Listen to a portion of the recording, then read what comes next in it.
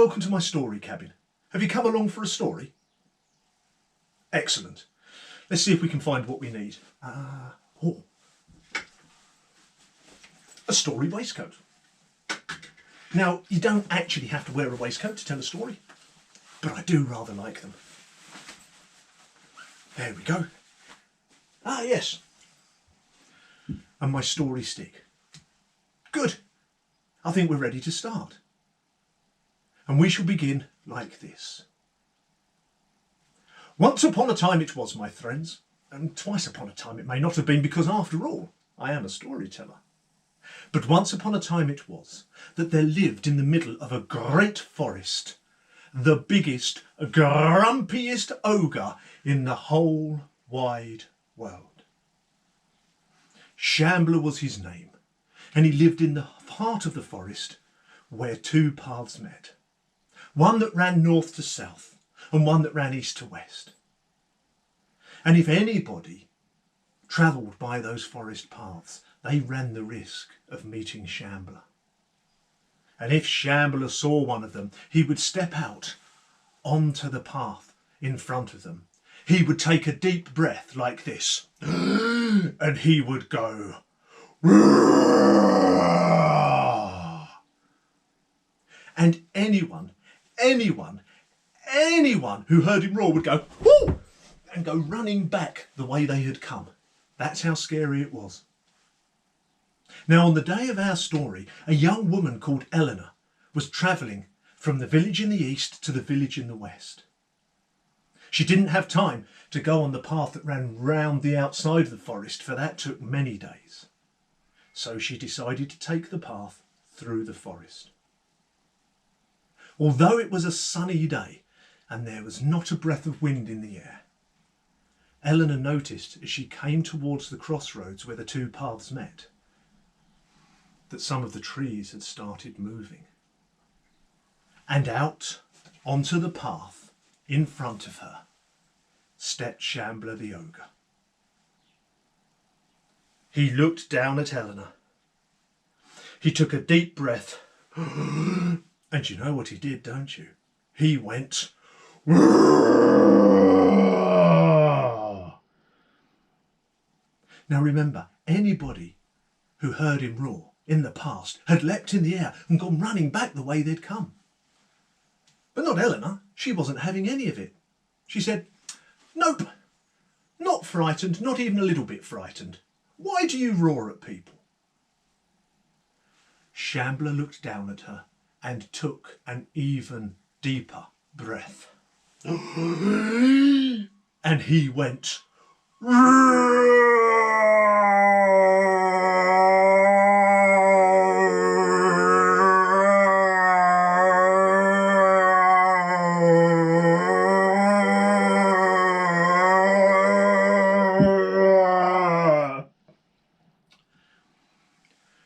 I looked up at him and said, "Nope, still not frightened.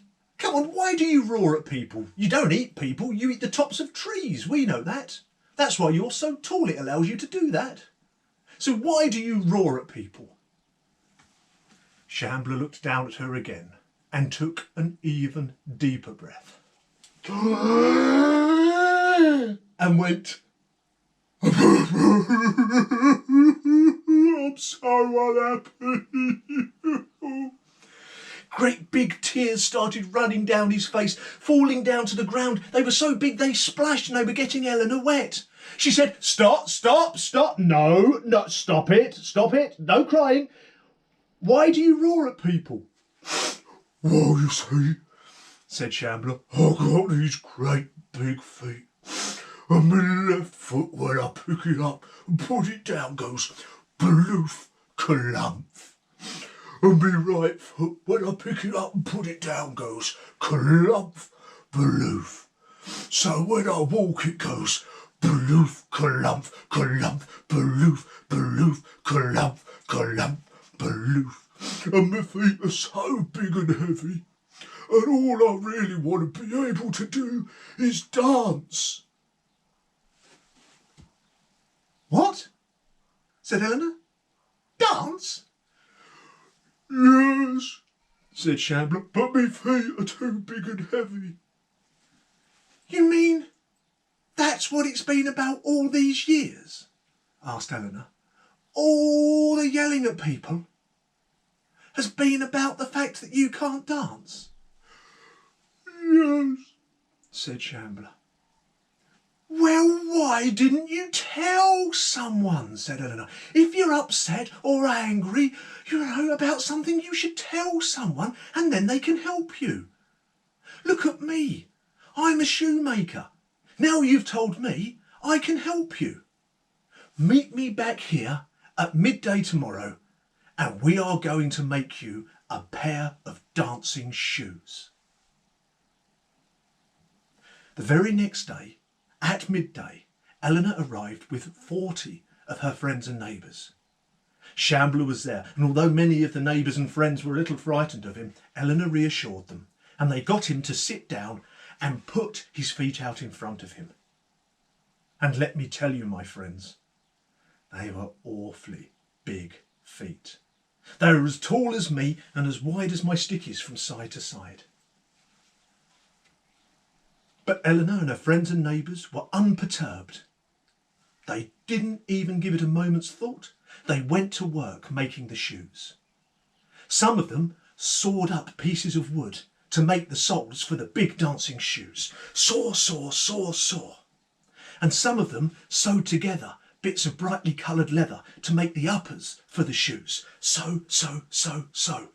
And some of them started nailing the uppers and the soles together. Hammer, hammer, hammer, hammer. And so they worked. Saw, saw, saw, saw, sew, sew, sew, sew, hammer, hammer, hammer, hammer, saw, saw, saw, saw, sew, sew, sew, sew, hammer, hammer, hammer, hammer, saw, saw, saw, saw, sew, sew, sew, sew, hammer, hammer, hammer, hammer. And before the sun had set, they had made a magnificent pair of dancing shoes for Shambler the Ogre. The left shoe was half red and half blue, and the right shoe was half green and half yellow. Shambler put them on, stood up and went, "Oh, I like these. These are very good." And he picked up his left foot and he brought it down and it went baloof, kalumph. And he picked up his right foot and he brought it down and it went kalumph, baloof. Shambler started to cry again. He went, "Oh no, it hasn't worked." Teardrops were falling down from his face, splashing on the ground. Everybody was getting wet. Elenor said, "No, stop, stop, stop, stop. We're not done yet. We've brought a wizard to put a magic spell on the shoes." So they got Shambler to sit back down and put his feet out in front of him. And out from the forest stepped a wizard. From the point of his purple hat to the ends of his curly purple shoes, he was most definitely a wizard. He walked backwards and forwards and went, "Oh, yes, those are awfully big feet and shoes. Yes, this is going to take an awfully big spell. In fact, my friends, this is going to take such a big spell that I think I'm going to need your help. So what I'd like you to do is I'd like you to think of your favourite word. It can be anything you like. It could be a food, it could be a colour, it could be a name of a toy, anything you like. Mine's going to be vegetarian sausages. And what I want us to do is call all of our favourite words out together to make a spell to help give Shambler dancing shoes. Have you thought of a word? Yes? Good. Now, we're going to call them out after 3. Are you ready? 1, 2, 3, vegetarian sausages. Yeah, not quite enough energy. This is a big spell, but it's going to take a lot of energy. Let's try this again. Are you ready? Okay. 1, 2, 3, vegetarian sausages. Oh, well done. That's done the trick. Out of the sky came 2 great circles of light. And one went down over Shambler's left shoe and one went down over Shambler's right shoe. Shambler stood up, picked up his foot and brought it down. And it didn't make a sound. He picked up his right foot and brought it down, and nary a noise did it make. Shambler said, "Oh, these are very good, I like these." And he started to dance. He danced forwards and he danced backwards. He danced left and he danced right. He danced for a minute, an hour, a day, a week, a month, a year. In fact, he hasn't stopped dancing from that day to this. So my friends, let me tell you, if the music is good and you look up and you see trees moving even though there is no breeze about, keep your eyes open, for it is just possible you might be about to meet Shambler, the biggest, happiest dancing ogre in the whole wide world. And there, my friends, our story ends. Thank you for coming and joining me in the story cabin. There are going to be more stories for you to come and listen to and join in with. So do keep watching. I'll see you very soon.